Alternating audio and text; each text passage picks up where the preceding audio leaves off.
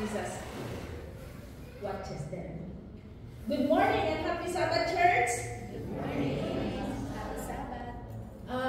I would like to thank Pastor Judy, even though he's not here, that he gave me again the chance to speak God's message today. And the topic that I'm going to discuss with you is about sunflowers follows the sun.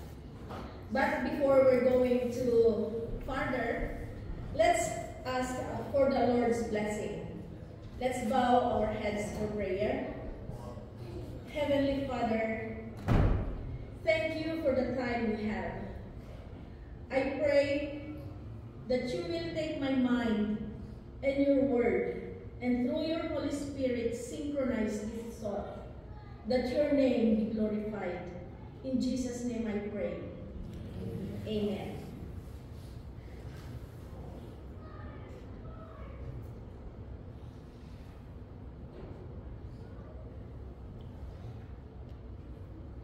Sunflowers have always had a special place in my heart for some reasons. And I'm not sure what it is.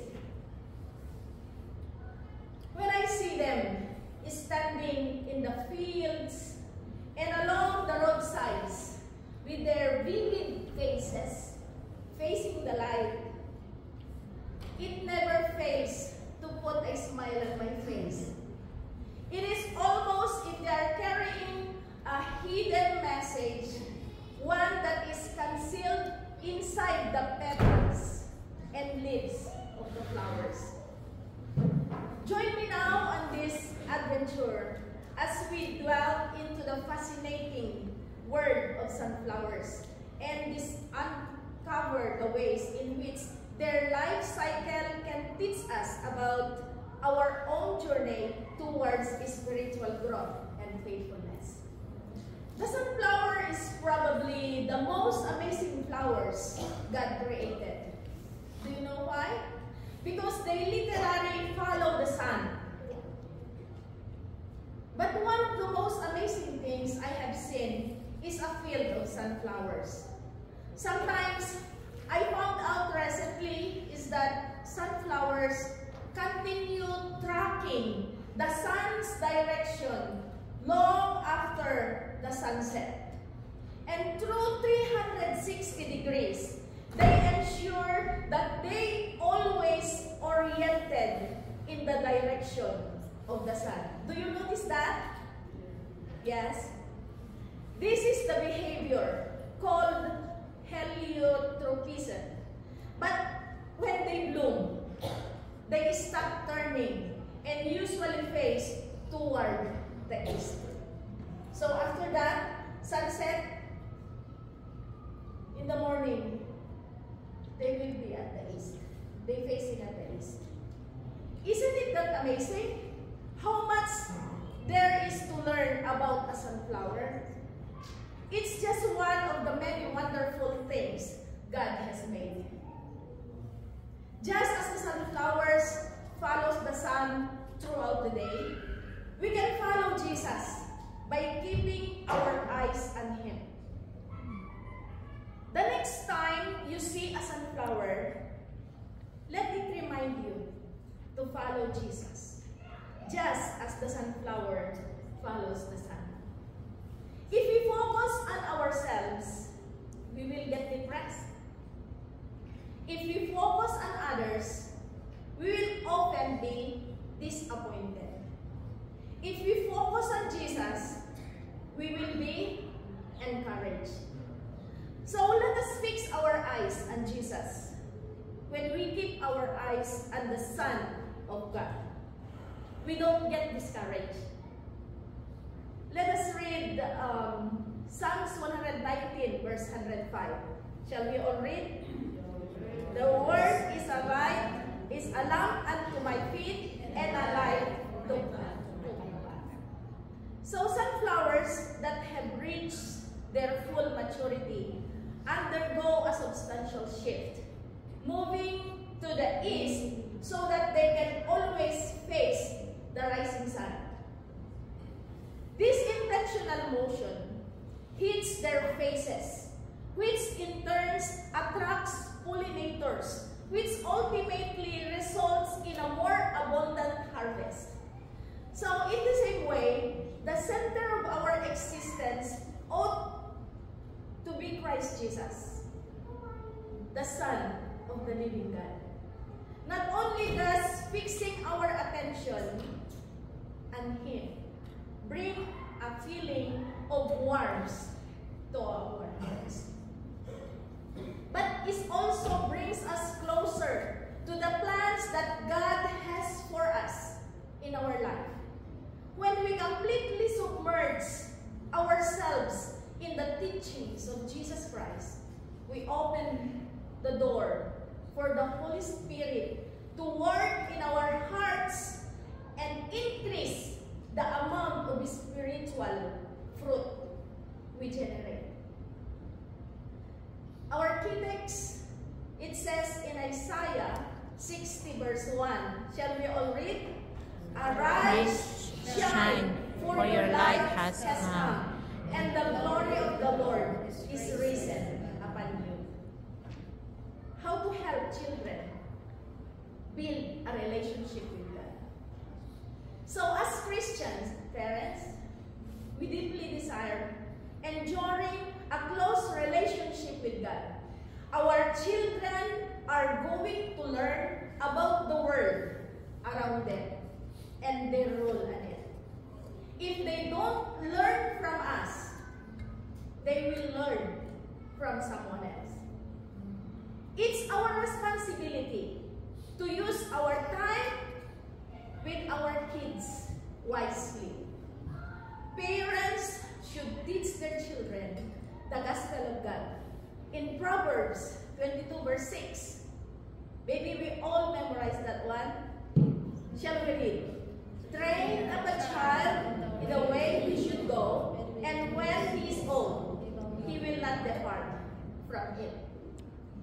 The Lord warned, if the parent do not teach their children about faith, repentance, baptism, and the gift of the Holy Ghost, it will be upon the heads of the parents. So listen, parents. Parents should also teach their children to pray and obey the Lord's commandments. In our worship, we need to see God He is. But the result of our worship should be that we see the need to surrender ourselves to God.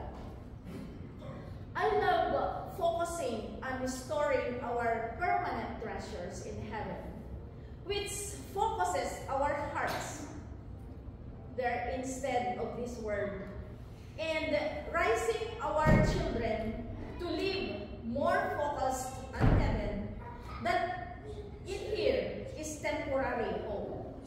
So as women, we are huge influencers in our homes and community. We need to be living out our faith, empowering women to live out their faith in their daily lives in all areas, means living by example for our children. And we need to raise children who seek the Son of the living God. Because walking in God's ways isn't natural in this fallen world. Our default setting is sin, and the world grows darker and darker from God every day. But we need to know what it looks like to live as faithful Seventh-day Adventist Christian denominations. So we get empowered to be mighty women for God, raising godly children and fierce faith. In Proverbs 3, verse 5 and 6, shall we all read? Trust in the Lord with all thine heart. Lean not unto thine own understanding. In all thy ways acknowledge Him, and He shall direct thy paths. Also in Galatians 2, verse 20, it says, I am crucified with Christ, nevertheless I live. Yet not I, but Christ liveth in me. And the life which I now live in the flesh, I live by the faith of the Son of God, who loved me, and he gave himself for me. There is a story about Paul Nash. He was a British surrealist painter and war artist, as well as a photographer, writer, a designer, and applied art. Nash was among the most important landscape artists of the first half of the 20th century. He played a key role in the development of modernism in English art. So Paul Nash, in 1945, watercolored the eclipse of the sunflower. Is a cosmic reimagining a sunflower that explores themes of change, death, and the relationship between the sun and the flower. And the flower can represent the need for light and warmth, and how to find them in God through faith and Jesus Christ. While I was praying recently, this phrase came up in my spirit, learned from the sunflower. Lesson 1. The sunflowers knows where the sun comes from and it will return. Remember how the wise men found Jesus. Where is who has been born King of the Jews? In Matthew 2, verse 1 and 2, it says, Now when Jesus was born in Bethlehem in Judea, in the days of Herod the king, behold, there came wise men from the east to Jerusalem, saying, Where is he that is born King of the Jews? For we have seen his star in the east, and are come to worship. And before Jesus left the earth, he told his disciple how to find him again. In Matthew 24, verse 27, it says, For as the lightning cometh out of the east, and shineth even unto the west, so shall also the coming of the Son of Man be. So in both cases, Jesus wasn't found where the sun sets, but in its place of rising. Sadly, in our world today, it seems the sunflowers may be more prepared for the return of Jesus than most people. They know where to go on the east, and then they follow the sun from the east 360 degrees to the west, and then later on it will go back again to the east. In Isaiah 45, verse 5 and 6, it says, I am the Lord, and there is none else. There is no God beside me. I bearded thee, though thou hast not known me, that they may know from the rising of the sun and from the west that there is none beside me. I am the Lord, and there is none else. I believe God intended for his clockwork, from the rising of the sun to its setting, to give us vivid picture of how to live prepared. When we rise in the morning, our thoughts should be on the Lord. Or we just run, go to work, never pray. As the day continues, our thoughts shall never wander far from him. And it's night, we should position again ourselves to rise the sun, S-O-N, not the sun, in our hearts and our minds. Another interesting fact about the sunflowers is its uniformity. A field of sunflower is amazing to see. Every single flower is parallel.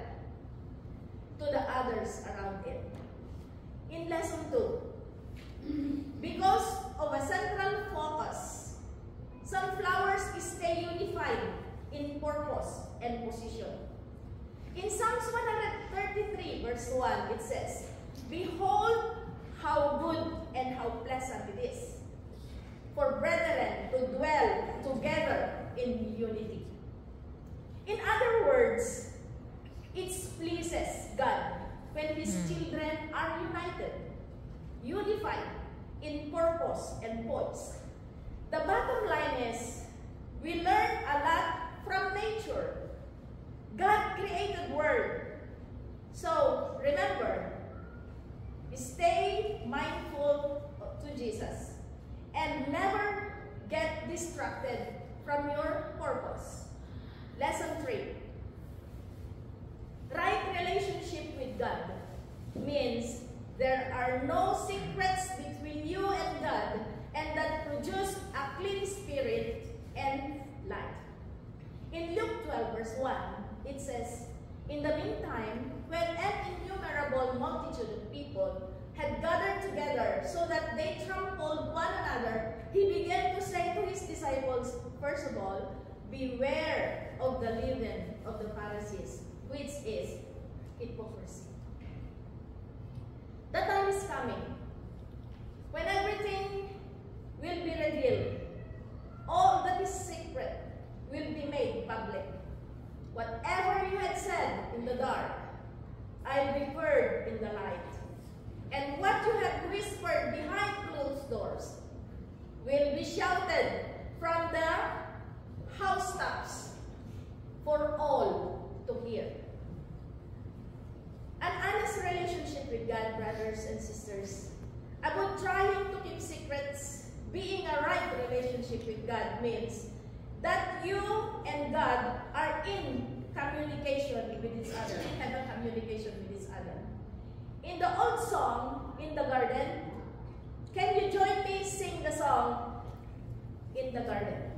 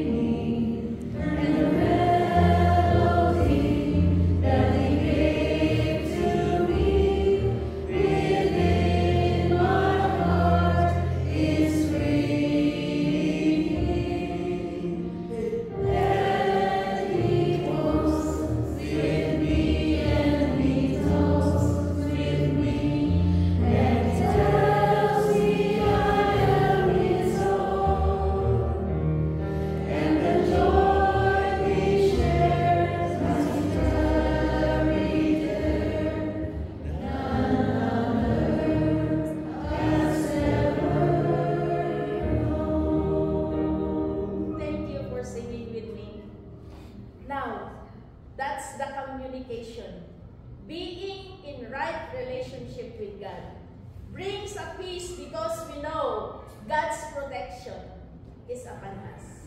In Hebrews 13 verse 5, let your conversation be without covetousness, and be content with such things as ye have. For he had said, I will never leave thee, nor forsake thee. There are 4 essential steps to begin to walk of the right relationship with God. Number 1, genuine confession. Confession means that I am honest to God about about my sin, we will tell that to Jesus. Number 2, genuine repentance. Repentance means we turn from that sin. Number 3, genuine faith. The Bible says in Hebrews 11 verse 6, but without faith, it is impossible to please Him. For he who comes to God must believe that He is, and that He is a rewarder of those who diligently seek Him. And the number 4, genuine obedience. Obedience is the proof that our hearts have been changed by the grace of God. So as the sunflower follows the life-giving sun, we as believers follow the life-giving Son of God. Jesus Christ, because we believe that Jesus came and died for our sins so that we might have eternal life. We choose to follow Jesus. We follow His commands and His words, and we are called bring others to Christ. And in Luke 9 verse 23, and He said to them, and He said to them all, if any man will come after me, let him deny himself and take up his cross daily and follow me. And in Matthew 28 verse 19, go therefore and make disciples of all the nations, baptizing them in the name of the Father, the Son, and the Holy Ghost. We are called to spread the gospel to all the nations with the goal of making disciples of all the people, the goal of helping others to experience the true life change that comes only when they choose to follow the Son of God. But making disciples of others requires more than knowing the right words to say. It requires more than just being able to quote scriptures and explain the gift of salvation offered God through Jesus. And it requires that to reflect Jesus. When we reflect Jesus in the way in which we live our lives, when people see the love of Jesus in us. 2 more last verses. In Revelation 3 verse 20, it says, behold, let's all read. Behold, I stand at the door and knock. If any man hear my voice and open the door, I will come to him and will sup with him, and he will with me. And the other one, 2 Corinthians 3 verse 18.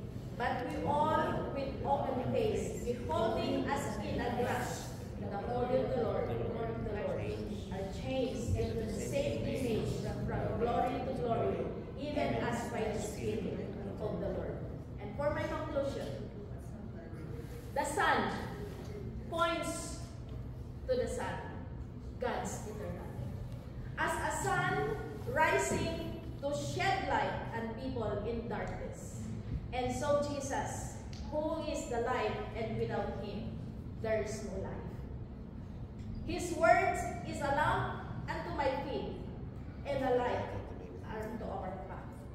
It will keep shining and guiding us if we keep in our heart His word we fulfill. His word will stand.